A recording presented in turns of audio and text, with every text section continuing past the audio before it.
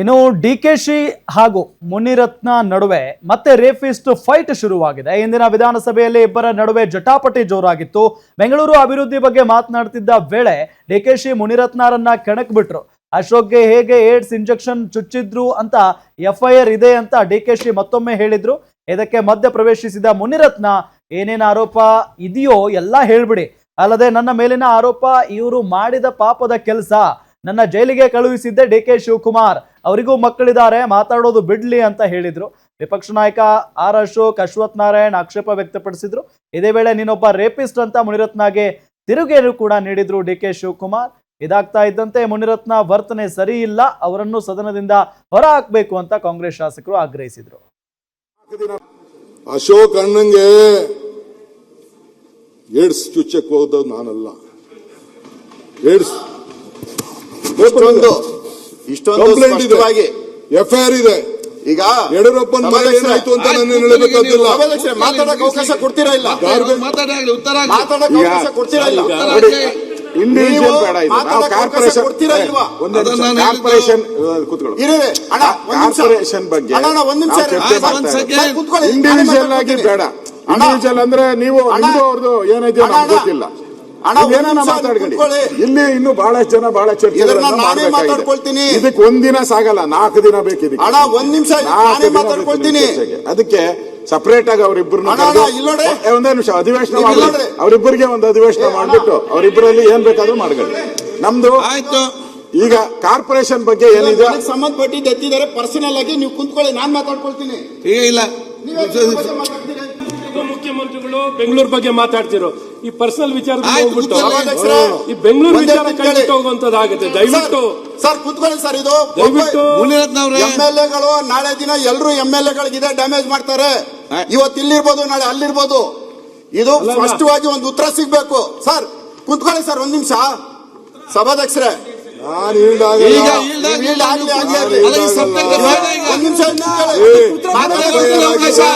ಮತ್ತೆ ಕೊಡ್ತೀನಿ. ಇನ್ನೊಬ್ಬರ ಮೇಲೆ ನಾನೇ ಮಾಡ್ಕೊಳ್ತೀರಾ? ನೀವು ನಿಜವಾಗ್ಲೂ ಒಂದು ಉಪಮುಖ್ಯಮಂತ್ರಿ ನಾನು ಪ್ರೂವ್ ಮಾಡ್ತೀನಿ. ಕುಂತ್ಕೊಳ್ಳಿ, ಒಂದ್ ನಿಮಿಷ ಕುಂತ್ಕೊಳ್ಳಿ.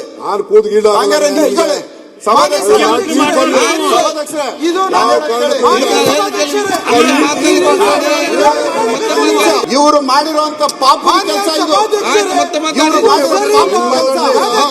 ಇವರು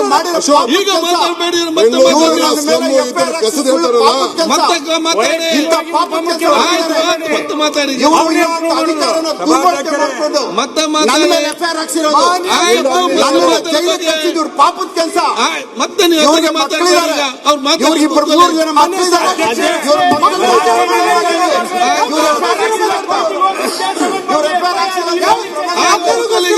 ಇಂಥ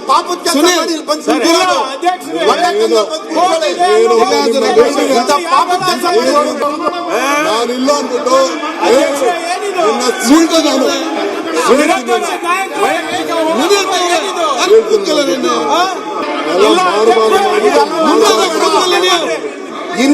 ಇಂಥ ಅದಕ್ಕೆಲ್ಲ ಎದುರಲ್ಲ ನಾನು. ಪುಡಿಗಳಿಗೆಲ್ಲ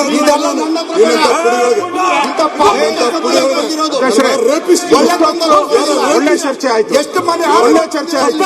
ಒಳ್ಳೆ ಪಾಸಿಟಿವ್ ಅನ್ನ ಮಾತಾಡಿದ್ವಿ.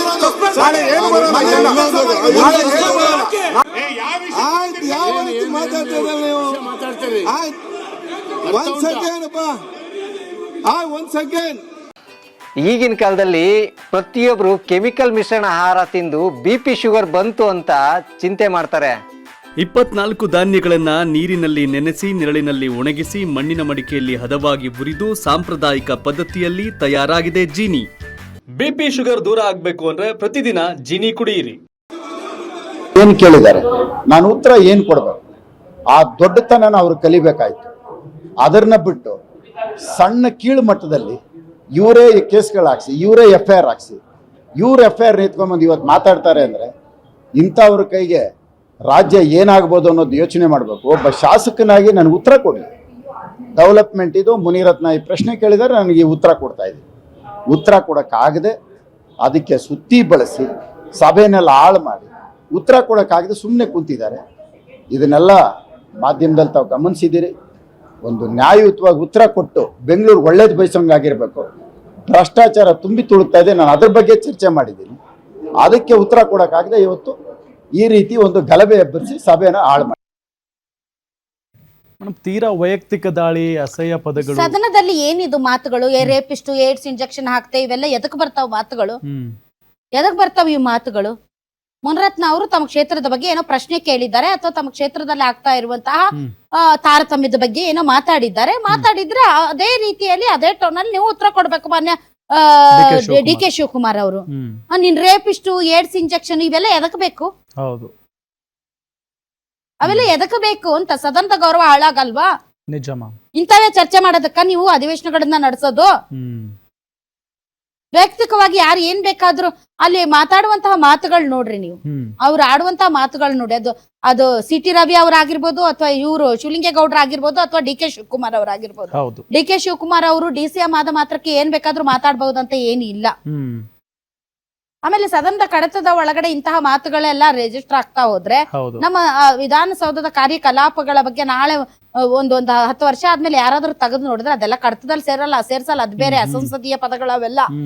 ಸೊ ಯಾವ ತರದ ನೀವು ಲೆವೆಲ್ ಆಫ್ ನಿಮ್ಮ ಇದು ನೋಡಿ, ಒಂದು ಘನತೆ, ಗೌರವ, ಆ ಗಾಂಭೀರ್ಯತೆ ಇದೆಯಾ ಅಂತ ಸದನದ. ಎಂತ ಅರ್ಥಪೂರ್ಣವಾದಂತ ಮಹತ್ವವಾದಂತ ಚರ್ಚೆಗಳಾಗ್ತಾ ಇದಾವೆ ಇತ್ತೀಚೆಗೆ ನಮ್ಮ ಸದನದಲ್ಲಿ ಅಂತ. ಒಟ್ಟು ಯಾರು ಏನ್ ಬೇಕಾದ್ರೂ ಮಾತಾಡ್ಬಹುದು, ಯಾರು ಏನ್ ಬೇಕಾದ್ರೂ ಕೇಳಬಹುದು.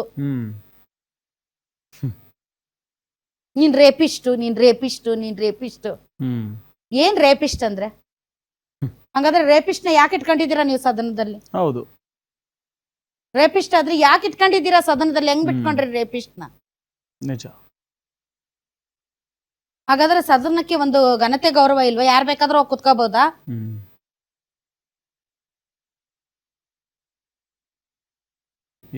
ಏನೇನಪ್ಪ ವಿಚಿತ್ರ.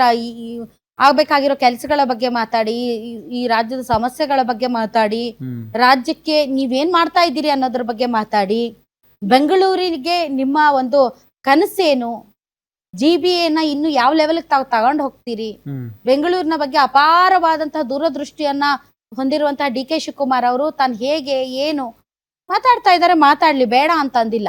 ಬಟ್ ಒಬ್ಬ ಶಾಸಕ ಎದ್ದು ನಿಂತು, ಬೆಂಗಳೂರಿನ ಶಾಸಕ, ನನ್ನ ಕ್ಷೇತ್ರದಲ್ಲಿ ಏನಾಗ್ತಾ ಇದೆ, ಏನಾಗಿಲ್ಲ ಅನ್ನೋದ್ರ ಬಗ್ಗೆ ಮಾತಾಡಿದ ತಕ್ಷಣ ವೈಯಕ್ತಿಕವಾಗಿ ನಿಂದನೆ ಎದಕ್ಕೆ ಬರಬೇಕು?